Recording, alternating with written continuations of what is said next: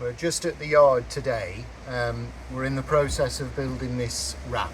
Obviously we're using granite sets. This is just going to lead up to a loading bay that was built. Now, normal process was followed. We dug the ground out to a depth of 100 to 150 mil. We put in a sub-base material, type 1 MOT, well compacted. We laid our edging stones initially, and this enabled us to gauge our height. We then put up the string line, and we lay the sets, the back edge of the sets, against the string line. A very common question when people phone up in the daytime asking a little bit of advice on laying instructions is how wet or dry the mix should be. So normally what we use is a sharp sand mix with cement, maybe 4 or 5 to 1. And what I would call a stiff mix, not too wet and not too dry. So you can see the mix. If I squeeze it, I can mould it a little bit, but it's not too wet, and obviously it's not too crumbly.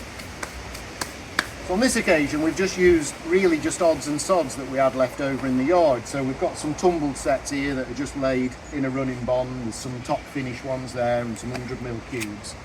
And then here we've used some 100 by 100mm sets which we've laid in a fan design, and we've used, to achieve the fans, we've got some steel templates like this which allow us to maintain consistency when we're laying the fans. And then of course after that we've flow pointed with the paving grout. That's another common question when people phone up, is can the flow point be used on a gradient? Well, of course it depends on the severity of the gradient, but you can see here, and it might not be so easy on camera, but these Lego blocks here, they're actually level. So you can see that on this occasion there is some form of a slope, and we've been able to use the flow point.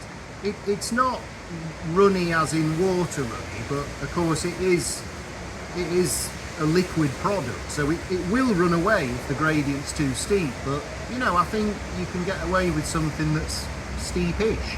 And we've managed to lay it here without any issue.